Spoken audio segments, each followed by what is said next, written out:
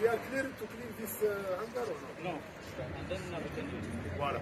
Donc ça va être léger, mais ça va être de précision. Donc, ikigaragara cyo byanga byakunda kabone nubwo bari mu biganiro i Doha muri Katari, ariko ikigaragara M23 irimo iratera leta ya Kongo icyo nakwita icy'umutwe, nyuma y'uko Uganda ifunguye imipaka, imipaka iyihuza, iyi mipaka yabonagana na Ishasha n'ubundi iyihuza n'ibice mu 23 yigambiye.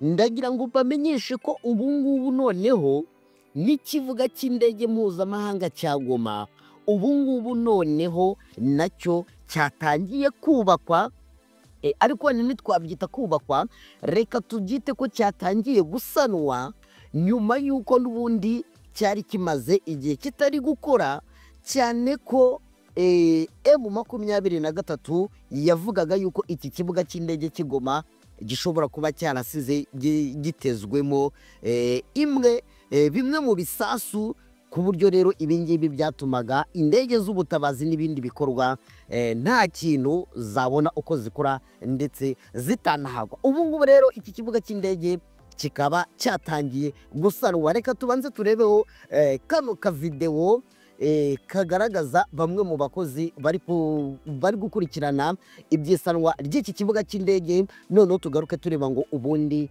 aba bakozi bo ni abakozi baturutse hehe. Tubanze dukurikira aka kavideo. des groupes avec des brouettes et on va finir le travail.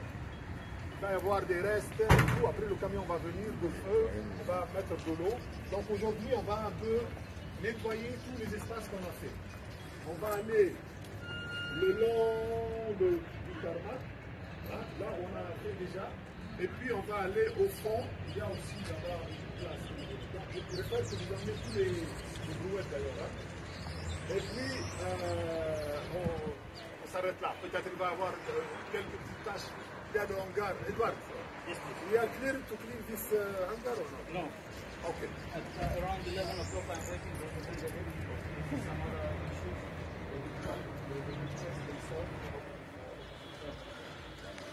And then we can use it. Voilà. Donc ça va être léger, mais ça va être de précision. Donc tous les papiers, tout, on rassemble, on met dans le camion, et puis on nettoie un petit peu. Voilà, et puis on remplit. Aujourd'hui, on a été renforcé par les deux équipes qui sont supposées venir tous les jours, parce qu'on va attaquer la panne du gazon. D'accord? Donc ils vont commencer à venir, ils en attaquent cette partie du gazon. Ils vont nous accompagner, ils vont être avec nous.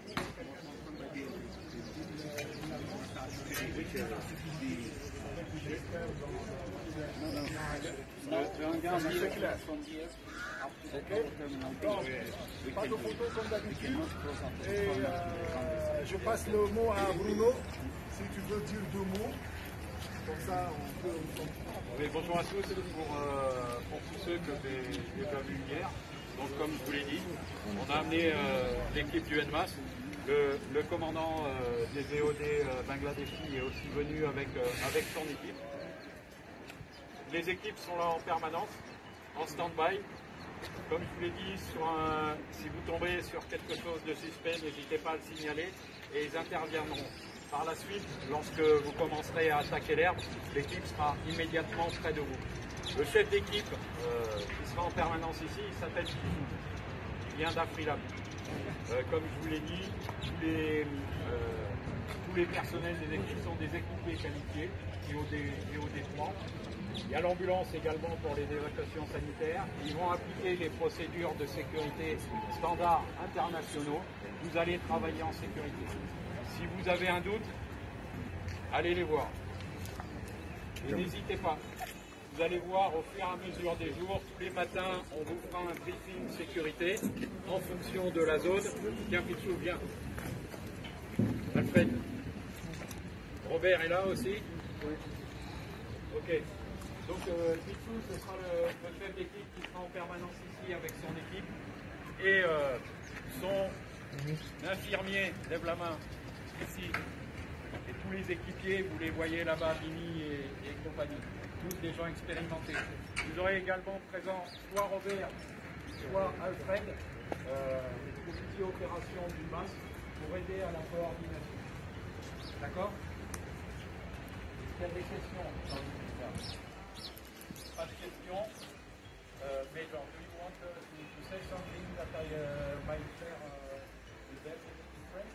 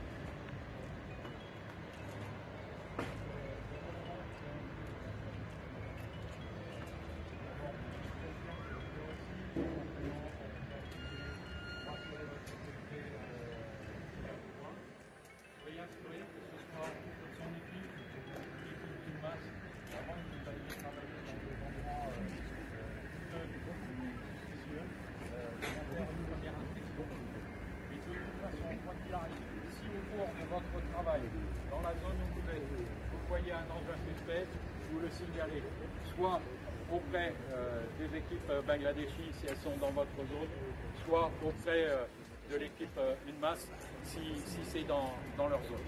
D'accord? Dernier point, je vous présente aussi donc Médard, qui est le chef des opérations adjoints. Il sera là aussi de temps en temps pour la coordination. Voilà.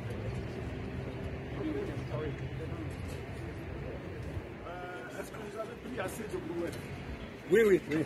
C'est bon? Même ce qu'on a fait hier. hanyuma rero iki kibuga cy'indege cya Goma kikaba nk'ubisanzwe kikaba giherereye n'ubundi mu burasirazuba bwa Kongo nk'uko nabikubwiye kikaba cyamaze gutangira gutunganywa n'abashinzwe isuku ndetse n'inzobere mu gutegura ibisasu. Iki gikorwa rero kikaba kiyobowe n'ubuyobozi bw'umuryango w'abibumbye bari mu butumwa bw'amahoro muri Kongo, abo nta bandi nyine ni MONUSCO, ibyo ngibyo murabizi, ndetse na bamwe mu basirikare b'Abanyabangladeshi ngo b'inzobere nabo ngo bari kurinda umutekano w'abashinzwe gutunganya iki kibuga cy'indege. Hanyuma rero abashinzwe gusukura iki kibuga cy'indege bakaba basabwe gukora imirimo ngo nta bwoba, abatuje nta n'ubunda nta ngingimira nta n'inda y'umujinya, kandi ngo bakaba basabwa kumenyesha bwangu inzobere mu gutegura ibisasu bakorera mu muryango witwa AFRIRAM. AFRIRAM rero bikaba bivuga ngo Afrique pour la lutte antimine. Kikaba ari ikigo nyine nyafurika gishinzwe ibintu byo kurwanya no gutegura ibisasu. Kikaba gifite icyicaro rero mu mujyi wa Kisangani, aho ni mu ntara ya Chopo. Hanyuma rero iki kigo kikaba cyarashinzwe muri Werurwe 2008 kugira ngo kijye gitanga ubufasha mu gutegura ibisasu bitabye mu butaka. Murabizi ko Kongo ari igihugu gihora mu ntambara. Uhereye rero mu gitondo cyo kuwa mbere nibwo imirimo izatangira. Hanyuma rero abashinzwe gutunganya ikibuga cy'indege cya Goma bakazajya bahabwa amabwiriza ajyanye n'igice bagiye gukoreramo mu kubungabunga umutekano wabo. Hanyuma rero kuri iki kibuga cy'indege kandi hakaba hashyizwe bimwe mu binyabiziga birimo by'umwihariko imbangukiragutabara na kizimyamoto, ngo imbangukiragutabara rero ikazajya yifashishwa mu gihe haba hari umukozi waba ugize ikibazo cy'ubuzima. Abakozi ba Loni rero bakaba bashaka ko ngo byose bikorwa hubahirizwa amabwiriza mpuzamahanga ajyanye no kubungabunga umutekano. Nanone kandi ikibuga cy'indege cya Goma kikaba cyarafunzwe guhera muri Mutarama 2025 mbere yuko abarwanyi ba AFC mu 23 bagifata, ngo ingabo za leta ya Kongo zikaba zari zasize zangije bimwe mu bikorwa remezo byacyo ndetse n'ibice by'ingenzi by'iki kibuga cy'indege, by'umwihariko umunara ugenzurirwamo indege cyangwa se uyoborerwamo indege bamwe bazi nka turu do controle.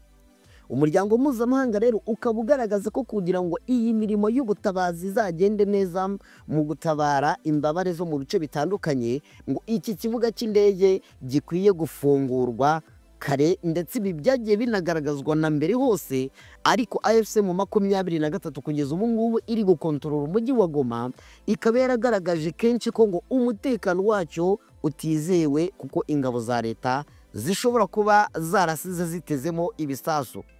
Ngira ngo murabizi yuko hano hagiye habera n'imirwano ikaze cyane, ko hari n'abasirikare n'ikigo kimwe cya SADC ndetse n'icya MONUSCO byari bihegereye, ndetse bikaba bivugwa yuko zimwe mu mbunda zahasanzwe zari zihashinze, by'umwihariko iza SADC ngo bari bazerekeje hehe, bari bazerekeje mu bice by'Ibubavu, ndetse bikaba bivugwa yuko ngo zimwe mu ntwaro zarashe i Rubavu muri bya bihe by'intambara yo gufata Goma, ari izari ziri hano ku kibuga cy'indege.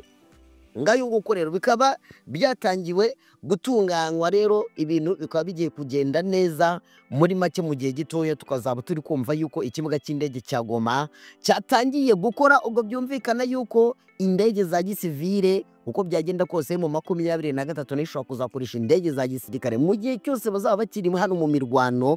Ariko niba MONUSCO igiye kuhakorera nanone, sinzi niba MONUSCO ukuntu izakorana uko byagenda kose na M23, mu gihe M23 yaba ikeneye kuhahagurikiriza indege za gisirikare, wenda zigiye kurwana imirwano ziri kurwanamo n'igisirikare cya Kongo. Ngayo amakuru ni menshi cyane, wowe gusa icyo tugusaba ni ugukora subscribe, ugakora like, ugakora share, ugakora comment, kugira ngo tujye tubana mu makuru atandukanye. Reka mbashimire cyane, dusubire no mu yandi makuru aza kubagezweho.